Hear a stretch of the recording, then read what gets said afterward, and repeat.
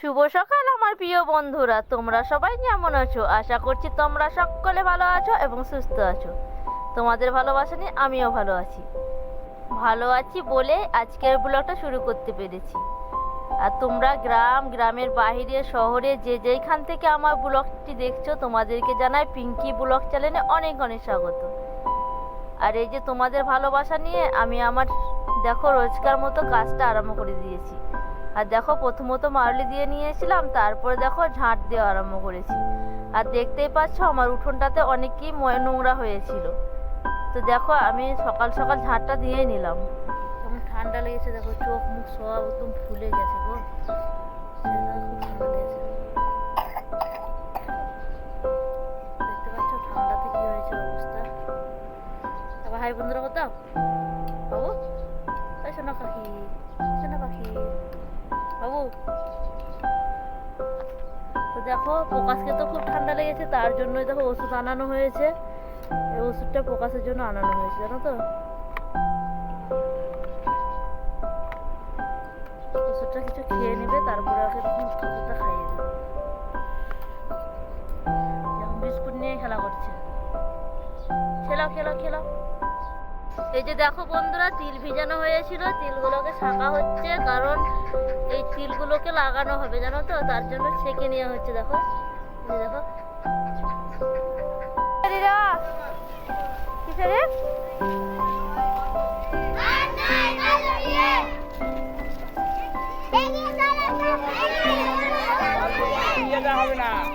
ঠিকই তো, পয়সা দিচ্ছে সরকার। তো দেখো প্রাইমারি স্কুল থেকে মিছিল বেরিয়েছে, কেন জানো তো? কারণ বাল্য বিবাহ যেন না হয় তার জন্য।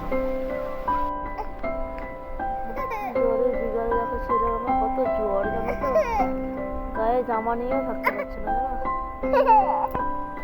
আর এই যে দেখো সারাদিন এত বাতাস বইছে গো, তোমাদেরকে কি বলবো জানো তো। দেখো উঠোনের অবস্থাটা কি হয়েছে দেখো, যত শুকনো শুকনো পাতা ছিল সব আমাদের উঠোনে এসে পড়েছে। আর পেছনেই তো অনেক গাছ আছে, তোমরা ভালো করে জানো। আর দেখো কেমন বাতাস দিচ্ছে দেখো গো, বাতাস এত দিচ্ছে মনে হচ্ছে যেন একদম সে ঝড়ের মতো বাতাস দিচ্ছে। তো বন্ধুরা দেখো এর মধ্যেই তো আমাকে রান্না করতে হবে, আর জানো ভালো করে আমার রান্নাশালটা তো ফাঁকাতেই, তো খুব কষ্টই হবে জানো তো। তবে তোমাদেরকে আজকে ভিডিওতে দেখাতে পারবো না ঠিকই, কারণ খুবই বাতাস দিচ্ছে গো। যদি মোবাইলটা পড়ে যায় তাহলে তো সবই শেষ হয়ে যাবে, তার জন্য দেখাবো না। তো দেখো এরপরে আমি চলে এসেছি আমার এই যে ঘরটা ছিল না, ঘরটাকে প্রথমত ঝাঁট দিয়ে নেব। তো দেখো ঘরের ভিতর থেকে দুয়ারটা ভালো করে ঝাঁট দিয়ে নিচ্ছি।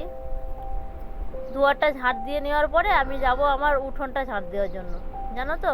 এই ঘরটাকে ভালো করে ঝাঁট দিয়ে নিলাম, দেখতে পাচ্ছ ভালোভাবে। ধরো উঠোনের অবস্থাটা একবার দেখে নাও কি হয়েছে।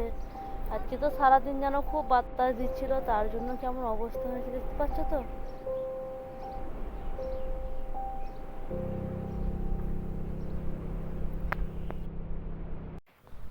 তো দেখো উঠোনটা যখন এইভাবে নোংরা হয়ে আসে তখন তো আর কিছু করার নেই বলো, আমাকে তো পরিষ্কার করতেই হবে। তার জন্য দেখো আমি মাথায় একটা গামছা নিয়ে নিয়েছি। কেন জানো তো? কারণ উঠোনে তো আজকে বুঝতেই পারছো অনেকই নোংরা রয়েছে। তো দেখো মাথায় গামছা বেঁধে নিয়ে আমি উঠোনটাকে ঝাঁট দিতে আরম্ভ করবো, জানো তো।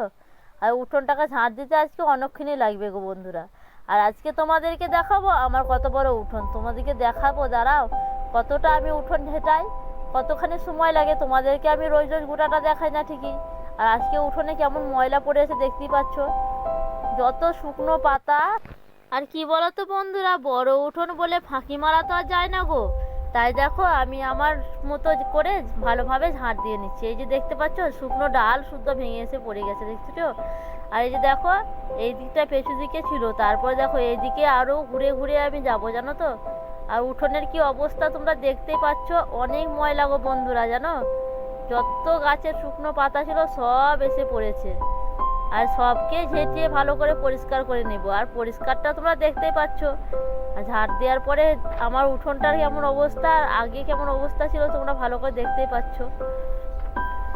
তো বন্ধুরা দেখতেই পাচ্ছ তোমরা কতটা আমি নোংরা গলাকে ঝেঁটিয়ে নিয়ে এসে এক জায়গায় জড়ো করছি। তো দেখো কত পাতা পড়েছিল দেখতেই পাচ্ছ। আর কি বলবো গো বন্ধুরা, এত বাতাস দিচ্ছিল সারাদিনটা যে কিচ্ছু বলার নেই, জানো তো। উঠোনটাকে ভালোভাবে ঝেঁটিয়ে নিয়ে ভাবলাম একটু মুখে চোখে হাতে পায়ে সাবান নিয়ে নিই, তাই হাতে মুখে সাবান নিয়ে চলে এসেছি। আর দেখো মাথাটাকে একটু আঁচড়ে নেবো জানো তো, তারপরে প্রকাশকে একটু কোলে নিতে হবে। প্রকাশের তো শরীর খারাপ তোমরা ভালো করেই জানো, তবুও খেলছে। আমার ছেলেটা খুব একটু জলায় না গো বন্ধুরা, জলালে পরে না একা হাতে এই কাজগুলো সামলানো খুব ঝামেলা হতো জানো তো। তাই দেখো আমি একটু নর্মালভাবে মাথাটা আঁচড়ে নিলাম, তারপর সেদূর থেকে নিয়ে ভাবলাম প্রকাশকে কোলে নিয়ে নিই। তো দেখো এরপরে আমি চলে এসেছি বোতলগুলোকে নিয়ে কলতলাতে। আর দেখতে পাচ্ছ প্রকাশ কলের মুখে মুখ লাগিয়ে জল খাচ্ছিল, দেখতে পাচ্ছ তো। সারাদিন জল খাটার কারণে তো ঠান্ডা লাগাটা ছাড়ে না গো। আর দেখো বোতলগুলোকে আমি রোজ যেভাবে জল ভরে নিই, আজকেও সেভাবে জল ভরে নিচ্ছি। আর এই যে হাঁসগুলো পেছনে দেখছো, হাঁসগুলো খাবার খাবে তো, তাই জন্য চলে এসেছে তাড়াতাড়ি। আর বিকেল হয়েও গেছে, ওরা বিকেল হলে তাড়াতাড়ি চলে আসে, বিকেল হলে আর মানে বাইরে থাকতে চায় না। তাই আমি দেখলাম হাঁসগুলোকে খেতে দেবো, আগে বোতলে জলগুলো ভরে নিই, তারপরে হাঁসগুলোকে খেতে দেবো। তো দেখো আমি বোতলগুলোতে এক এক করে জল ভরে নিচ্ছি, রোজ যেভাবে ভরে নিই আজকেও সেইভাবে ভরে নিচ্ছি। তো আমি ভাবলাম খালি জল খেয়েও নিই, টাটকা টাটকা জল, তাই একটু জল খেয়ে নিলাম। আর তোমাদের দাদা ভাইও একটু জল খেয়ে নিল জানো তো। টাটকা জল ভরা দেখলে না সবারই চেষ্টা পায় জানো তো।